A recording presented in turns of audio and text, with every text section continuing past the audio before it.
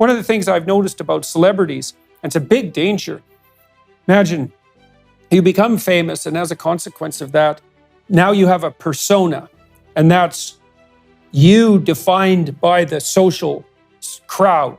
And there's a certain brand significance that goes along with that, a reputational significance and a value, even an economic value. But the problem is it can become a trap, because if you can only be what you've already been, then you can't be anything new. And that's where people fall into this trap that you described of something like self-mimicry, right? This worked for me before. Look at the effect it produced. I just will do that again. But then you're instantly false, eh? You're instantly false when you do that. It's like you're sacrificing your future self for whatever your past self once attained. And then you lose that spark that actually is likely the driving force of whatever made you attractive to begin with. Yeah, I completely agree. And I always say to my sons, really my basic rule of life is try never to go back, full stop, with anything. It's never the same. There's always a reason that you've moved on from whatever it is. And to try and replicate previous behaviors, to try and replicate previous relationships, to try and replicate perhaps a job that you once loved and lost, to try and go back, I think you often forget why you left in the first place or why things didn't work out. You read it and see it all the time. You tend to, memory tends to sugarcoat things. Right. And it's only when you actually, if you do allow yourself to fall back into these previous habits or behaviors or whatever it may be, that you then realize it wasn't what you thought. And the mind, I think, plays tricks with you a little bit. So I think that, I do think particularly with politicians, particularly with sportsmen, entertainers, that you're right about the brand thing, is they can very quickly get pigeonholed as to this or that or this. And then they start to play up to the thing which they were originally identified as being. And maybe it was what they're actually like, or maybe it wasn't. But either way, it becomes a very difficult thing to then escape from. You become tagged with that. I know pop stars who are still seen as the nicest people in showbiz. I know them to be utterly horrific. Conversely, I know people I've met in business or politics who have terrible reputations, but actually are very nice people. So it's an interesting thing that public branding of people can be instantaneous and very long-lasting and often completely wrong. But the danger for any public figure is to try and play up to your caricature. Now, I think the one saving grace you can have is self-awareness. To me, there are two types of public figures: those who've got self-awareness and those who don't. I think that I have a big persona, a big, perhaps slightly caricature persona sometimes. I like to deliberately antagonize and create debate and so on. But I always do it with a sense of self-awareness. And the times I described to you earlier, where I've slightly lost the plot and become a performative theatrical artist, if you like, rather than a proper journalist, of when I've forgotten the self-awareness streak, when I've been driven by adulation and praise, usually, into thinking that somehow, right, this is the new me and this is great and I'm going to be this person, rather than just being honest with yourself about who you are. I think I'm pretty aware of who I am, warts and all. And some of the traits which other people see as being in me disagreeable, I'm very relaxed about. In fact, I'm less relaxed about some of the more positive traits. When people say, "Oh, you're such a nice person," I'm like, it sounds almost brand damaging to me. I don't want to be just nice. I can't think of anything worse than being nice. I'd rather be challenging. I'd rather be right. It's a shallow virtue. Yeah, why would you aspire to just be nice? It seems to me that people who are inherently known as nice people, they rarely live up to that brand, in my experience, in terms of high-profile people I know. And it must be an unbearable pressure to constantly wake up every day and think, I have to be nice all day.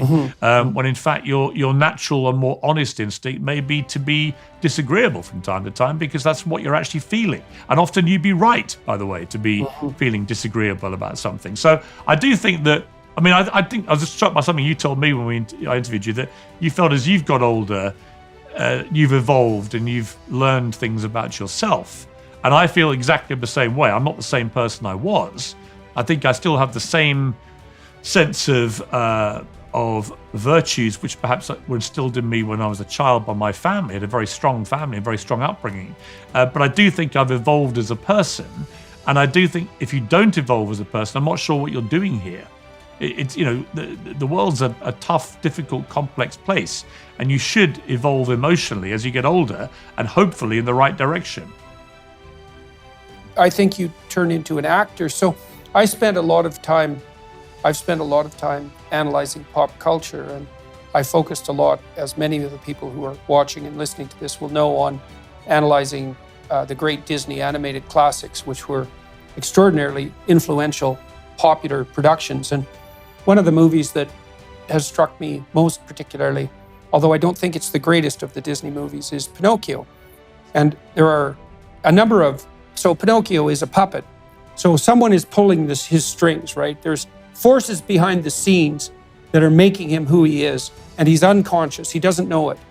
But he has a good father who is a very positive figure, who sends him out in the world to free himself of the behind the strings marionette players. And he faces a number of temptations, and there's 4 cardinal temptations, which I think are extremely well laid out. One is hedonism, narrow and shallow hedonism, and that's played out in the scenes of Pleasure Island. And the consequences of becoming a narrow hedonist is that you end up as a voiceless slave. That's how you end up turned into a donkey that can do nothing bray, sold as slaves to work in the salt mine. So that's the fruits of hedonism.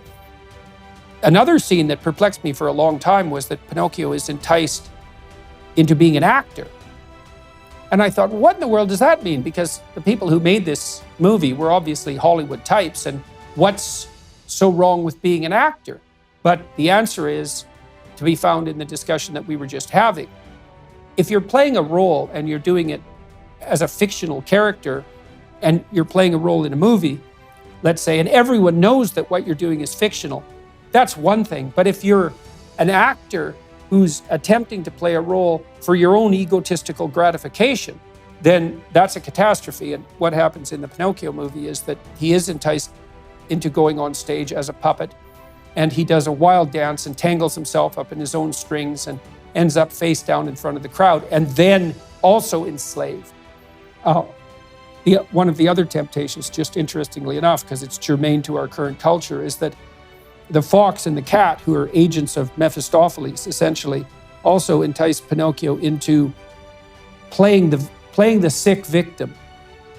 And so that's actually how they entice him originally to go to Pleasure Island, to become hedonistic. They tell him that he's sick and unable and has been victimized and needs a break. And as a consequence of his poor victimized position, it's perfectly okay for him to be narrowly and self-servingly hedonistic. And so it's a lovely narrative layout of the sort of plethora of moral problems that beset people as they try to transform themselves, let's say, into real boys, because of course that's what the movie's about. And it's very interesting to sketch out the nature of those temptations, this acting temptation. You see celebrities become their own mimics. Like Elvis, in some sense, became an Elvis imitator by the time that he ended, he came to near the end of his life. I mean, he could still put on a wicked performance, but you could see that immense pressure, the category pressure building around him. And you can imagine how intense that is, especially perhaps at the time he lived, because he was a singular celebrity. There's lots of celebrities now, but there were much fewer back then.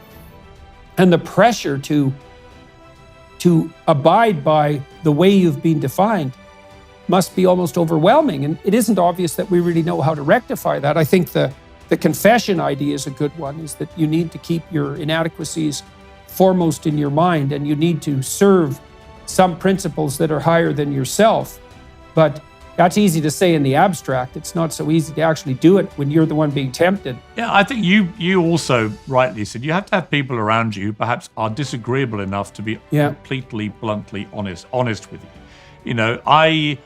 Whether it's my mother or one of my brothers or my sister or my sons in particular, I've encouraged them to be very independent-minded and to let me know if they see or hear something I do which they think is wrong, and explain why. And they do that regularly. And I find that litmus test from people who really know you better than anybody else. So they really understand when you're making a fool of yourself or just behaving like a bit of a dick, right? You just see someone who's going to tell you. And one of the big problems with modern celebrity is, because I've interviewed a lot of very famous people, is that they often surround themselves with pure sycophancy, and they don't tolerate anyone drifting outside of sycophancy. Or the teams around them are so fearful of losing their very cushy jobs that they render themselves as useless sycophants permanently to avoid upsetting. So they may almost be wrongly second guessing the people they work for, who might be perfectly okay people, because they think if they're not sycophantic, they're going to lose their job. So there's constant kind of pressure to blow smoke up the derrieres of these people.